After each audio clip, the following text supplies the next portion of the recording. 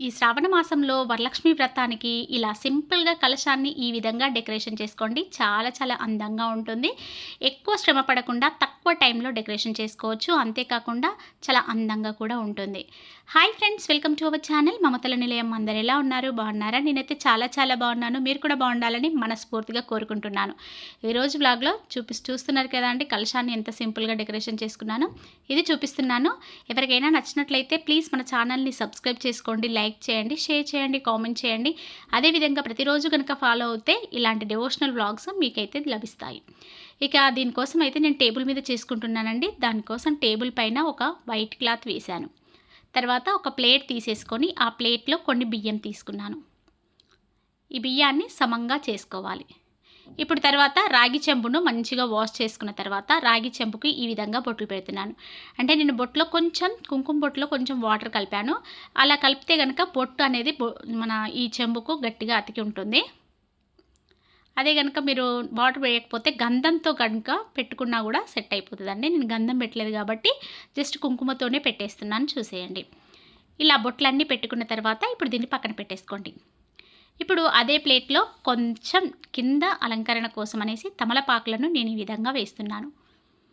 మీ దగ్గర పువ్వులు ఉంటే పువ్వులు కూడా వేసుకోవచ్చండి. నేనైతే తమలపాకులు అయితే కొంచెం అట్రాక్టివ్గా కనబడుతుంది అనేసి ఈ విధంగా తమలపాకులను అయితే పెట్టేస్తున్నాను. మీ దగ్గర మామిడి ఆకులు ఉన్నా పెట్టుకోవచ్చు, మనీ ప్లాంట్ ఆకులతో పెట్టుకున్నా బాగానే ఉంటుందండి. ఇక్కడ మనం దేవుడికి వేస్తున్నాం కదా కాబట్టి మామిడి ఆకులు కానీ తమలపాకులు మాత్రమే పెట్టాలి. నేను ఇక్కడ తమలపాకులతో అలంకరించుకుంటున్నాను. ఇప్పుడు ఇందులో కలశం చెంబునైతే పెట్టుకోవాలి. ఆ చెంబు పెట్టుకున్న తర్వాత అందులో శుద్ధ జలాన్ని తీసుకోవాలి. మంచి ఫ్రెష్ వాటర్ తీసుకున్న తర్వాత ఇప్పుడు ఇందులో ఓం శ్రీ మాత్రే నమః అంటూ 3 సార్లు పసుపును వేసుకోవాలి. తర్వాత మళ్ళీ ఓం శ్రీ మాత్రే నమః అంటూ 3 సార్లు కుంకుమను తీసుకోవాలి. తర్వాత 3 సార్లు ఓం శ్రీ మాత్రే నమః అంటూ అక్షింతలను కూడా వేసుకోవాలి. తర్వాత ఒక రూపాయి నాణ్యాన్ని వేసుకోవాలి, కర్పూరం బిళ్ళ వేసుకోవాలి, ఇంకా పువ్వులు. ఈ విధంగా సుగంధ ద్రవ్యాలు ఏవైనా కానీ మనం కలశం చెంబులో వేసుకోవచ్చు. నేనైతే ఇలా 5 రకాలుగా వేశాను. తర్వాత తమలపాకులను మళ్ళీ ఒక 5 ఈ విధంగా చుట్టూ పరిచాను. మీరు మామిడాకులు పెట్టుకున్నా సరిపోతుందండి. తర్వాత దానిపైన కొబ్బరికాయ పెట్టేసి ఈ విధంగా చామంతి పూలతో అలంకరించుకుంటున్నాను. కొంచెం అట్రాక్టివ్గా కనబడడం కోసం ఈ విధంగా అలంకరించుకుంటున్నాను. తర్వాత ఇప్పుడు బ్లౌజ్ పీస్తో కలశం షేప్ లాగా ఉంటుంది కదా అండి, ఇది చేసుకున్నాను. ఇది ఎలా చేసుకోవాలో నేను షార్ట్లో అప్లోడ్ చేశాను ఫ్రెండ్స్, ఒక్కసారి చూడండి. నార్మల్గా కూడా చేసుకోవచ్చు, ఇలా కిరీటం లాగా వచ్చేటట్టు కూడా చేశాను. ఇవి 2 కూడా డిస్క్రిప్షన్లో లింక్స్ ఇస్తాను, ఒకసారి అది చూసేయండి. ఈజీ అండి చేసుకోవడం. తర్వాత ఇప్పుడు ఈ బ్లౌజ్ పీస్కి కూడా నేను కుంకుమతో బొట్టు పెట్టాను. పొడి కుంకుమ అయితే అతుకదు కాబట్టి కొంచెం కుంకుమలో కొంచెం వాటర్ కలుపుకొని ఈ విధంగా పెట్టుకోండి. తర్వాత ఇక్కడ నేను వస్త్రం వేస్తున్నాను. వస్త్రం వేసిన తర్వాత మీ దగ్గర ఉన్న ఎలాంటి ఆభరణాలు ఉన్నా కూడా వేసేసుకోవచ్చు. నేను ఇక్కడ సింపుల్గా ఒక చైన్ అయితే వేస్తున్నానండి. బాగా వెయిట్గా ఉన్నవి అయితే అవి బ్లౌజ్ పీస్ అనేది వంగినట్టుగా ఉంటుంది కాబట్టి కొంచెం లైట్ వెయిట్గా ఉన్న ఆభరణాలను వేసుకోవడానికి ట్రై చేయండి. ఇక్కడ తర్వాత పైన ఒక ఫ్లవర్ పెట్టేస్తున్నాను. మీరు మల్లెపూల దండ కనుక వేసినట్లయితే కొంచెం చూసుకొని వేసుకోండి, ఎందుకంటే కొంచెం వెయిట్కి ఆ బ్లౌజ్ పీస్ అనేది వంగినట్టుగా అయిపోతుంది. ఈ విధంగా చేసుకున్న తర్వాత ఇప్పుడు సైడ్కి ఇలా 2 ఎలిఫెంట్స్ని పెడుతున్నాను. అమ్మవారికి చాలా చాలా ప్రీతికరం కదా అండి. ఇలా తెల్ల ఏనుగులైతే ఇంకా ఇంకా మంచిది.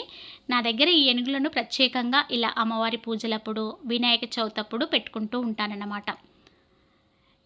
పైన కిరీటం లాగా వచ్చిన దాన్ని ఒక్కసారి మంచిగా సెట్ చేసుకోండి. ఇప్పుడు మనం బ్లౌజ్ పీస్కి కలశానికి గాజులు వేస్తాం కదా, ఈ గాజులను కూడా ఈ విధంగా అలంకరించుకోండి. చూసారా ఎంత బాగుందో. ఇప్పుడు ఇది వైట్గా ఉంది కదా, సో సింపుల్గా ఇలా చామంతి పూలు, గులాబీ పూలతో అలంకరించుకుంటున్నాను. మీరు కావాలంటే మీ దగ్గర ఏ ఫ్లవర్స్ ఉన్నా కానీ వాటితో డెకరేషన్ చేసుకోవచ్చు. చాలా సింపుల్గా చాలా అందంగా ఉంటుంది.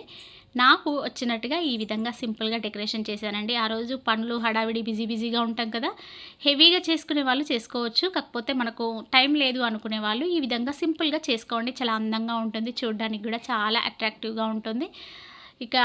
ఇదేనండి ఫైనల్ లుక్. ఎలా ఉంది చెప్పండి, బాగుందా?